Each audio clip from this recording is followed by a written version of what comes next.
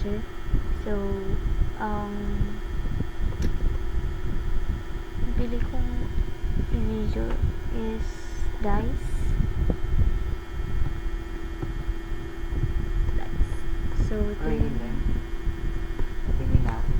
So, ito yung file name ko. Then, dito sa link, we have a main.dart. So, click natin. Then, ito na yun.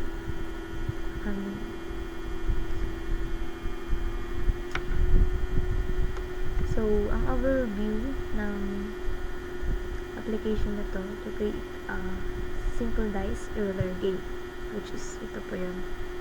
So, the game display 2 dice with random numbers between 1 to 6. Kapag yung user is cleanest niya or cleanate niya, both dice are mag-random siya ng new numbers like this. Yeah, 5. Then sa 3. So, sa import package, this is important bring in the Flutter material design library, which nagpo-provide ito ng set of pre-built UI ng ating app. Then sa main naman, yung void name natin na kung saan it creates material app widget and passes para sa instance of ng ito dice roller. Then, sa dice sa class, ito tayo sa class roller state. Class roller state. Sa dice roller class is a stateful jet.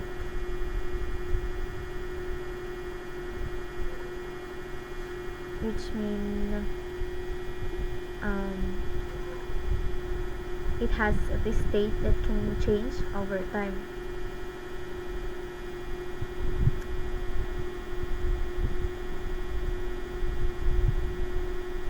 So, naglagay tayo dito ng codes. Roller dice, close and open parentheses. Nag-set state tayo ng dice 1 and dice 2 para dito mag-random siya.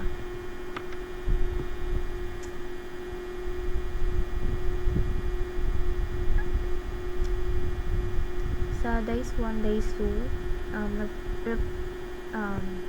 nire-represent niya ang current value ng dalawang dice.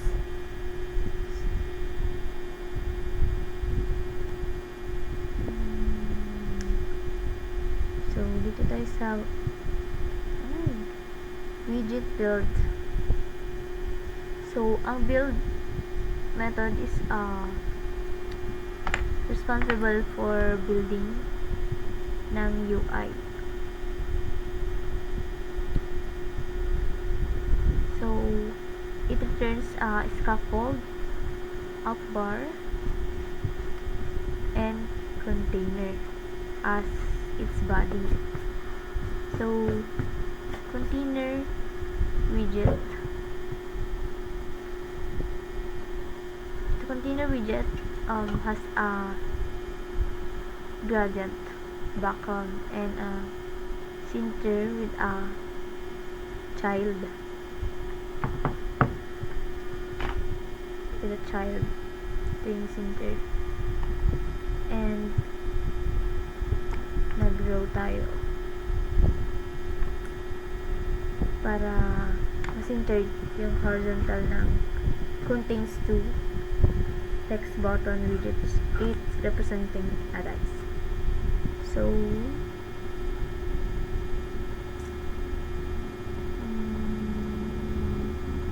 dito tayo sa text button.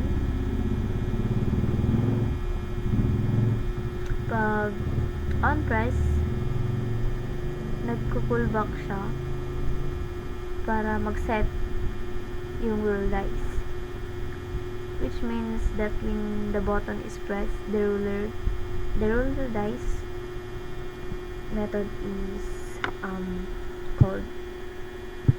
Ayun nga, pag pinindot natin siya or press, mag-iba or mag-random siya.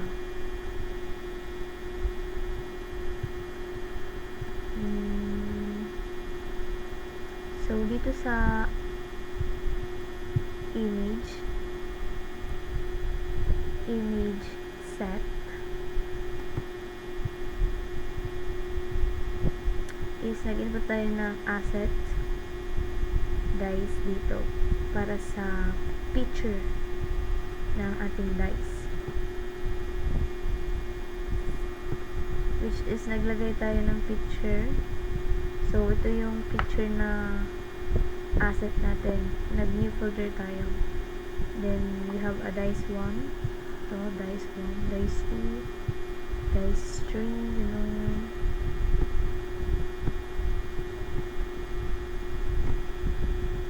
So, ito nga. Papakita ko sa inyo. Dice 1, dice 2, dice 3, dice 4, dice 5, dice 6. So, yan. Then, punta naman tayo sa PubSpeak. So, dito sa PubSpeak, kung makikita nyo, may kinode tayo dito na assets. Ito yung folder natin para mabasa nga itong picture sa ating app is maglagay tayo ng assets.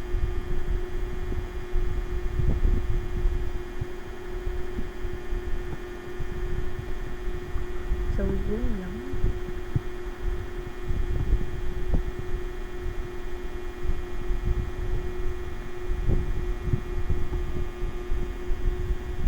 And ano po ba? Wait lang.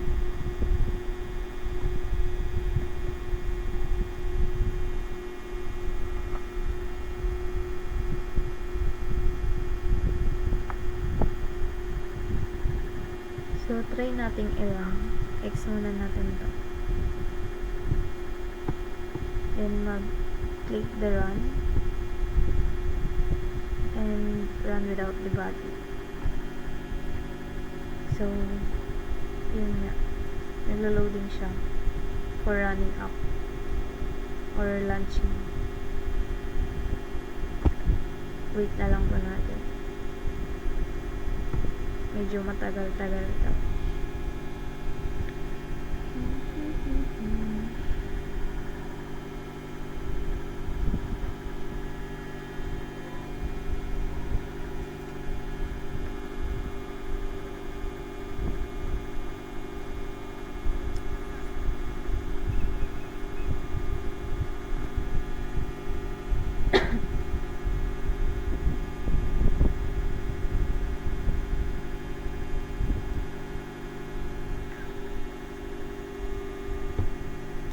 So, ayun.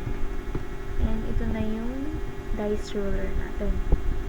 So, dito sa taas, ito yung up bar natin na nilagyan ko ng text for title, which is the dice roller.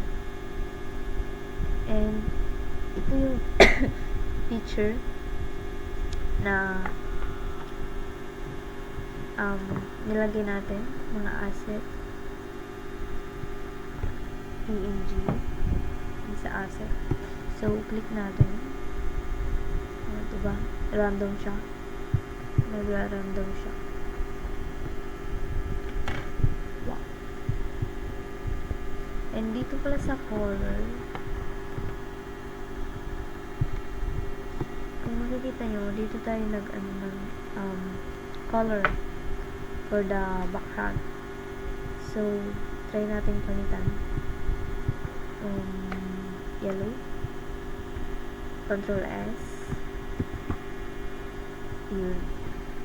Much better. So, yun.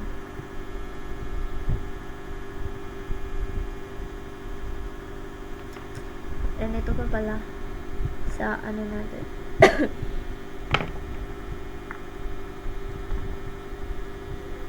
Pag mali yung folder name mo dito, which is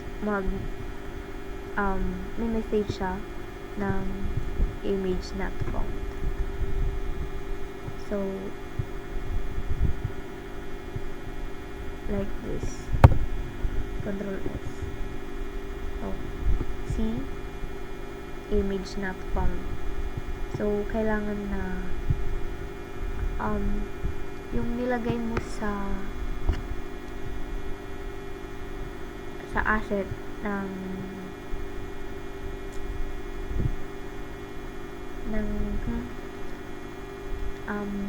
name folder mo is same sa codes mo dito. Balik natin. Control S. Yun.